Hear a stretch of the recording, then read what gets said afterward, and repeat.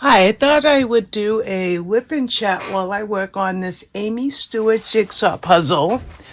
It's actually from Flame Tree, and it's a 1,000 piece puzzle called Fantastic Voyage. Try to show you without the glare. Now, what's interesting about this puzzle is everything I have done by Amy Stewart has been either mostly Buffalo or even Ravensburger and one White Mountain. And now this is my first puzzle from Flame Tree. And I do notice that this puzzle is bigger by maybe 3 inches than most 1,000 piece puzzles. So I thought, I'm just sitting here and I thought, why don't I just try to do a whip and chat while working on my puzzle? I've never done that. I've done whip and chats while I diamond painted, and I've done a couple of time lapses and then slideshows, but I'm going to sit here maybe for 15 minutes. I might get 5 pieces in. This puzzle is very, very challenging. This is day number 3. I started it, well, actually, I really started it yesterday morning. The night before last, I put part of the edges together, but I was sick and I went to bed. Then I got up yesterday, I worked on it for a little bit, but I had a rough day. And then all day, most of the day today, I had diabetic issues. I have reactive hypoglycemia, and my blood sugar went sky high. But with reactive hypoglycemia, at least in my case, is when my sugar goes high for any reason, in 30 to 45 minutes, it plummets. So it went down to 50. So it jumped up to 300 or 400, went down to 50 immediately. So I couldn't even walk. So it took some time to get over that. And now I am up and back at my puzzle table, and I'm just sitting here thinking about a bunch of different things that have been going through my mind. And one of the things that was on my mind is how people like myself, or should I just say how I am affected by seasonal depression. And I find that when the weather begins to change every year, my mood starts to take a shift, a downward spiral. A downward spiral. I didn't say that right. I don't know how that came out all wrong. So my mood starts to shift, and then it gets exasperated. Exasperate? Why can't I talk today? Then it gets aggravated. I guess I'm still feeling kind of weak from my blood sugar issues, so my brain is not operating at peak level right now. But it gets aggravated by stress. So if I am dealing with seasonal depression, then I'm dealing with fibromyalgia, and then I'm dealing with blood sugar issues, and then if I'm dealing with stress from emotional issues, I feel like I just want to get in bed and just watch TV for 20 hours and not interact with anybody and do anything productive. But that can't happen. Now, I just talk about something that I'm doing, and that is thanks to a friend of mine. She said, "Hey, did you see on NetGalley that they had the newest Andy Carpenter book?" I don't remember which one it is, and I'm like, "Andy Carpenter?" She said, "Yes, David Rosenfeld." I'm like, "Actually, I haven't heard of it." She says, "Oh, you should get it. It's all about dogs. He has a golden retriever." So I went and got the newest book, which will be out maybe 3 or 4 months from now. But because I'm a series fanatic, she said, let's see if our online libraries have them. So I found out they did. There's 28 books in the series. And so even though I was having a really bad week with some psychological issues due to that stress that factored into my fibro, I have been listening to one or two Andy Carpenter books a day, sometimes even three a day. And because I'm getting them on audiobook, they're all about 6 to 6.5 hours long. So at two speed, we're talking 3 hours. So I can basically get at least two books a day done. And like I said, in some cases, three. So even though I've been dealing with some really crazy stuff in my life, I am now on book number 19 of that series. So that is one of the reasons that even though I'm dealing with some serious stress in my personal life, I cannot allow myself to stop forward motion with whatever it is I'm trying to accomplish. Because right now, I keep thinking about Andy, the character, and his dog or dogs. Because he started off with one dog, now he has two. He has had Tara for years, but now he has Sebastian. First he was single, now he's married. First they had no children, then they adopted a son. And all his cases involve dogs, dog rescue, homeless people with dogs, soldiers with dogs. One way or another, all of his clients, his cases revolve around dogs. And I'm going to give accolades to the author, David Rosenfeld, for giving me something to really continue with in this really stressful time that I'm having. And like I said, if you factor in, and I'll repeat them, seasonal depression, fibromyalgia, other health issues, and stress, I'm going through a tough time. But I have that distraction of the Andy Carpenter series. But that, of course, is not the only thing that I'm reading, because Carol Wire, who I am on her street team, she has a new book coming out, so I've already read it. I'm also on Kirsten Marglin's street team, and she has a book coming out in April, so of course I already read it. And then I'm on another street team, and this is Frida McFadden, and she has a book coming out January 31st. So I read those three books because they didn't all come out. They all got released to us who are on those teams. I'm on other street teams, but those are the three books that came into my rotation this week. So I am super duper grateful that even though as a disabled homebound individual, I have latched on to reading and reviewing in addition to my hobbies of jigsaw puzzles, diamond painting, or whatever have you. So I've had a fabulous reading month. I think I might be up to, I'm going to tell you right now.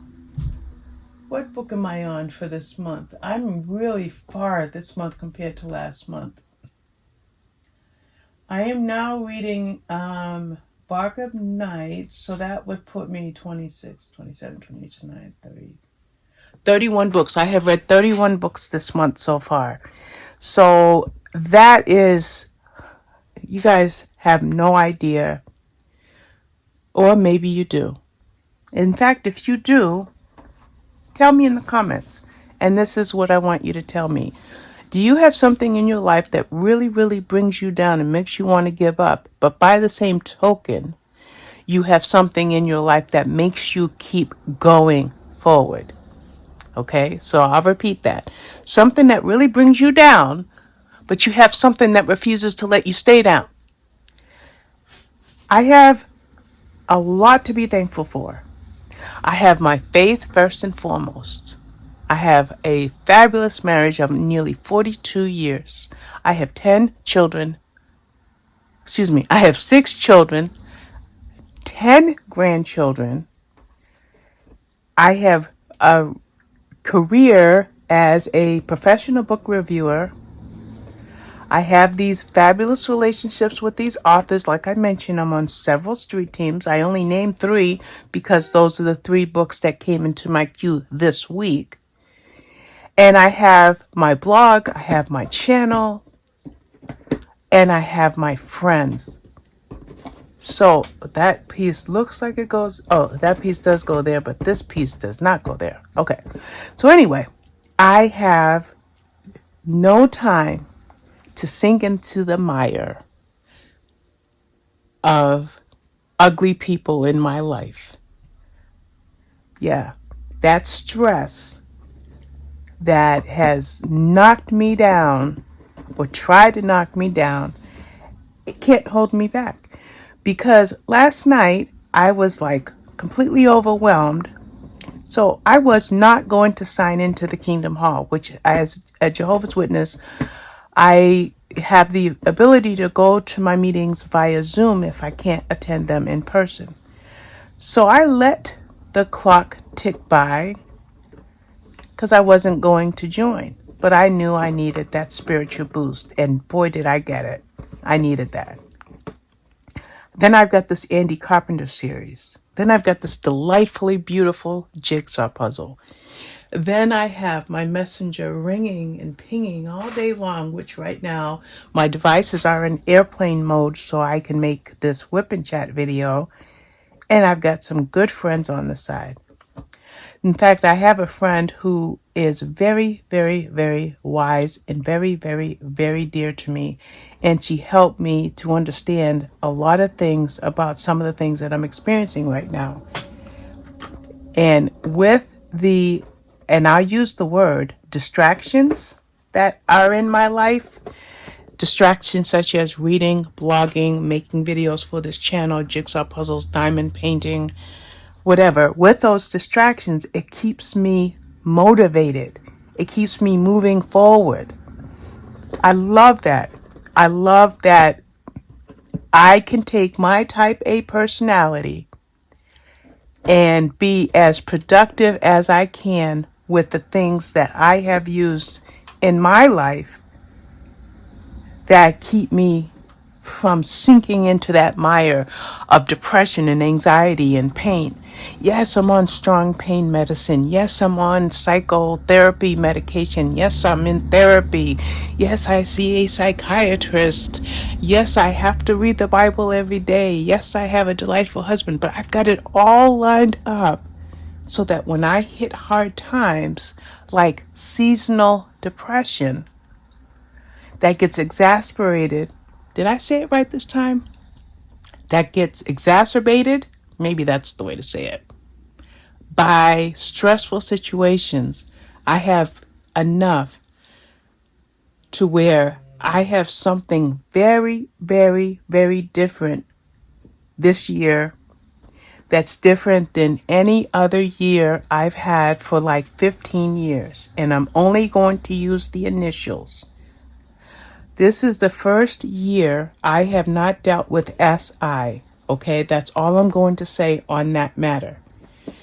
And I think it's because I am reading book 31 or 32 for January. I have probably uploaded 20 videos on my channel this month. I have uploaded maybe 12 or 15 blog posts this month.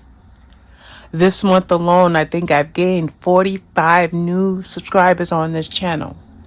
My blog post gets 20,000 views a month. Almost 5,000 views every week. Somebody is reading the words that I write on my blog. So, yeah, I'm dealing with stress. I'm dealing with depression. I'm dealing with that seasonal garbage that seems to hit millions of people every year.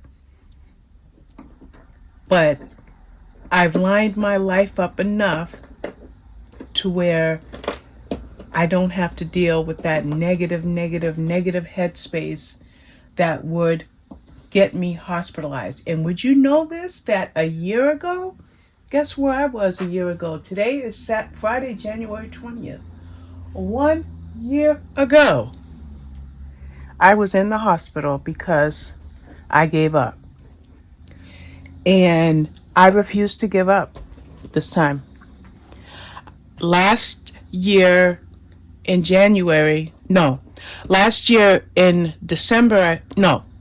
October, I read 67, let me get this right. In December, I think I read 67 books last December, right? Then I get to January and I drop down to 37, and then I get to February and I drop down to 28. So what I experienced last year meant that I did not rely on my avenues, the avenues of faith, family, reading, blogging, my channel. Whereas I turned that around this year and started focusing on getting these books read, staying active with the street teams that I am a part of, getting these blog posts up every single day that I have a tour, getting these videos up for all of these book reviews for all the videos that I make, and getting any content out on this channel. Oh, I know what piece goes there. I just looked up and I remembered seeing that piece, so I'm going to find it. As soon as I looked up, I remembered that I saw that piece in the tray. So anyway, I'm just going forward. I'm going forward, and I don't know how the next 2, 3, 4 months are gonna go until we get to spring. But if I can continue to do what I'm doing now, which is staying busy and staying focused and not giving up on my faith, like last night I was so depressed I didn't want to go to my meeting, or stay in touch with my close friends, with my family, spend time with those delightful grandchildren of mine, which I had one here for 3 okay, I had to watch my 2 of my grandbabies on Saturday, right? Then I had my other grandbaby here from Monday to Wednesday. And then I'm babysitting tomorrow, and I'm babysitting Sunday. And then on Monday, my other grandbaby's coming back for 3 days. So see, that's going to keep me going. That's going to keep me going. So am I going to say that winter blues aren't going to take me down? No, I can't say that, because I firmly believe in that biblical scripture where it says, "Be he that is standing, beware that he does not," I just put it in first person or third person. He that is standing, beware that he does not fall. I'm not quoting that scripture correctly. So I'm not saying that I won't give up. I won't have my bad days. I won't cry, because I cried yesterday. Oh my goodness, did I cry yesterday. But I'm going to bounce back. I'm not going to let seasonal depression, stress, envy, anxiety, other people's behavior, my failings, my shortcomings, any of that make me want to give up on life. And the thing about me dealing with seasonal depression and landing myself in the hospital just a year ago, I want to always think about my delightful, beautiful, beautiful grandbabies. And if I can, yes, I want to think about my God. Yes, I want to pray. Yes, I want to talk to my husband every day about things that affect me. Yes, I want to take my medication and stay in touch with my doctors. Of course, I want to do all of that. But what I really want to do is every day remember that I am blessed with 10 beautiful, and I should stop saying 10 because I have a bonus grandson. I do have a step grandson. We're going to start saying 11. I have 11 beautiful, beautiful, beautiful grandchildren. And I don't see all of them frequently. Sometimes I see some more than others. But I see them enough or communicate with them enough that I know I can get through the seasonal depression, especially when personal situations or social media situations hit me. Like if somebody were to kick you at the back of your knee, the chances are very, very, very good that you're going to fall. And I think that's what social media is to me. When I deal with negative social media situations, it feels like I was kicked in the back of my knee. And those situations that happen in social media while I am coping with seasonal depression feel like I'm being kicked in the back of my knee. And I'm not going to let that happen. I know this piece goes here somewhere. I can't let, no, I guess it doesn't. See that dark red? I thought that dark red went with that dark red, but we'll just put it to the side. So anyway, I'm not going to let those kicks behind the knee, that monkey on my back, be enough to make me stop reading, blogging, making video content, spending time with those delightful grandbabies, reading the Bible, praying, having a good relationship with my husband, despite fibro, seasonal depression, the stupid issue I have with hypoglycemia. And I say stupid because I cannot balance what happens to me when my sugar goes up and then drops and then goes up and then drops. It annoys me that I have to cope with that. So despite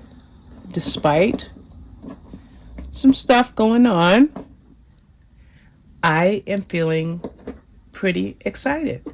And I'm kind of sad though that I'm getting almost to the end of the Andy Carpenter series.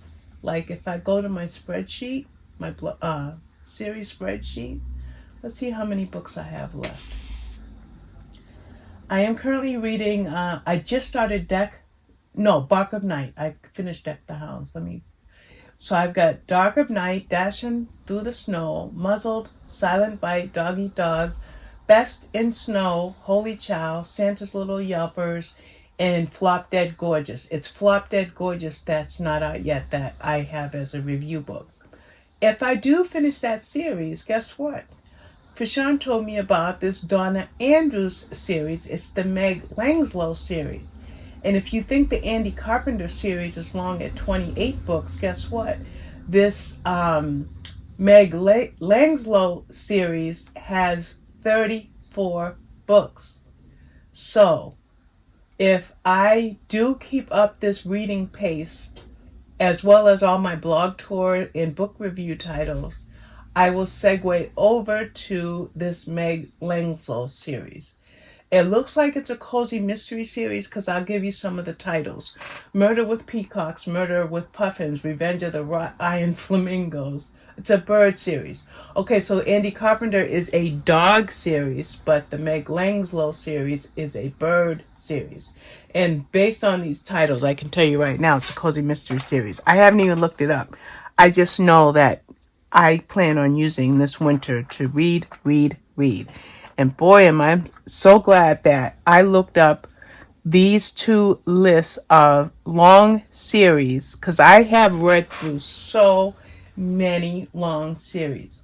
Like, for example, if I start in my master spreadsheet, I'm just going to show you. Let's do that.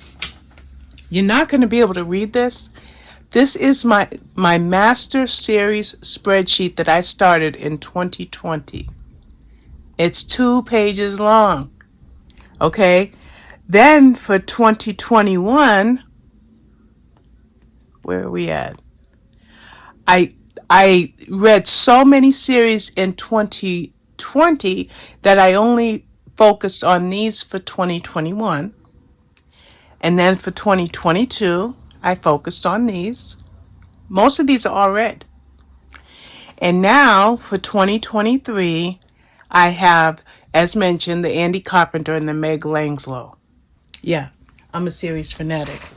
So that's how I'm going to get through this winter season. How are you going to get through it? Are you going to use the inclement weather to enjoy a hobby like jigsaw puzzles or diamond painting or cross stitch or crocheting or knitting, latch hook rugs, oil painting, drawing? Let me know what you will do to forestall areas in your life that cause you undue stress and anxiety when factoring in mental issues like depression, and so forth. And physical issues like fibromyalgia or arthritis or lupus. How do you balance your mental health, your physical health, and any social interactions that cause you stress and pain like they do me? How can you take all of that and pour it into something as beautiful as this Amy Stewart puzzle and put on the Andy Carpenter book? Yes, here's my earbud. It's on pause. So like if I unpause it, let me turn it on. I'm not kidding. Wait a minute. I keep unpausing it. But there it is. Okay? I am listening to the Andy Carpenter book. But let me unpause it. So now it's unpaused. So that is why I wanted to make this video, because I came out from a bad situation and I remembered how much I have to keep me going and to keep me holding on. Thank you so much for watching. Bye.